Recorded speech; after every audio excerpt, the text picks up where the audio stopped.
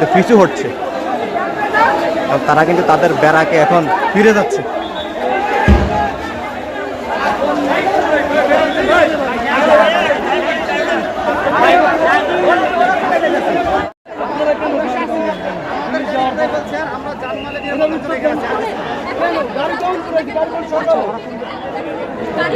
আওয়ামী লীগ, যুবলীগ এবং আওয়ামী লীগের বিভিন্ন অঙ্গ সংগঠনের লোকজন ছিল, তারা একসাথে হয়ে কিন্তু শিক্ষার্থীদের উপরে ইট পাটকেল নিক্ষেপ এবং হচ্ছে যে টিয়ার সেল এবং হচ্ছে যে মাঝে মাঝে ছিটাগুলিও তারা করতে দেখা গিয়েছে। কিন্তু সন্ধ্যার সময় দেখা গিয়েছে তারা শিক্ষার্থীদের কাছে একরকম আত্মসমর্পণ করেছে এবং তারা পিছু হটে এখন আনসার যে ভবনটি সেখানে তারা এখন অবস্থান করছে এবং নীরবে তারা দাঁড়িয়েছিল এবং সারাদিন লক্ষ্য করা গিয়েছিল, কিন্তু সেখানে শিক্ষার্থীদের সাথে তাদের কিন্তু দাওয়া পাল্টা দেওয়া হয়েছে এবং শিক্ষার্থীদের সাথে সারা দিন যাওয়ার পর কিন্তু তাদের সাথে এখন নমনীয় আচরণ দেখা যাচ্ছে। পুরো সারাদিনে কিন্তু সেই নমনীয় আচরণ কিন্তু লক্ষ্য করা যায়নি।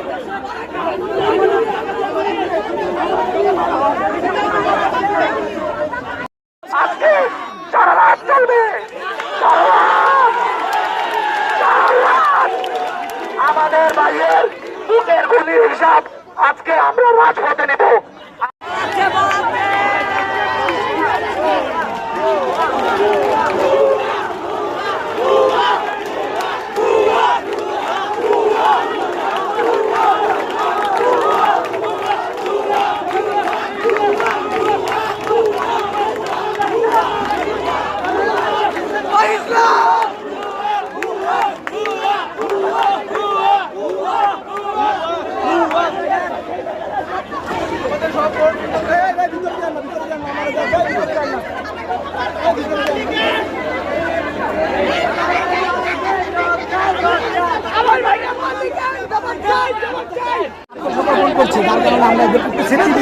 যুদ্ধ করেছেন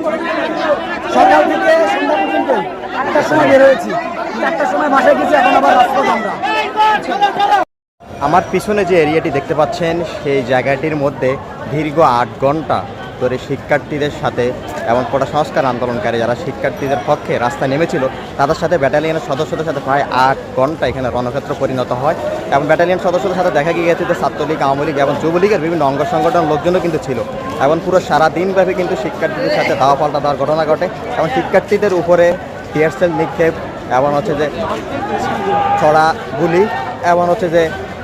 সাউন্ড গ্রেনেড নিক্ষেপ করা হয়। অবশেষে সন্ধ্যার সময় দেখা গিয়েছে যে ব্যাটালিয়নের সদস্যরা ঠিক শান্ত অবস্থা বিরাজ করছে, তারা তাদের ক্যাম্পে ফিরে যাচ্ছে এবং শিক্ষার্থীরা এখানে যারা আন্দোলন করেছে তারা জানাচ্ছে যে তারা যুদ্ধে জয়লাভ করেছে এবং তারা কিন্তু এই জায়গাটা এখন তারা দখলে নিয়েছে এবং তারা এখানে অবস্থান করছে এবং এই জায়গাটির মধ্যে এখন কিন্তু কোনো আওয়ামী লীগের কোনো অঙ্গ সংগঠনের লোকজনকে কিন্তু এই জায়গাটির মধ্যে এখন লক্ষ্য করা যাচ্ছে না।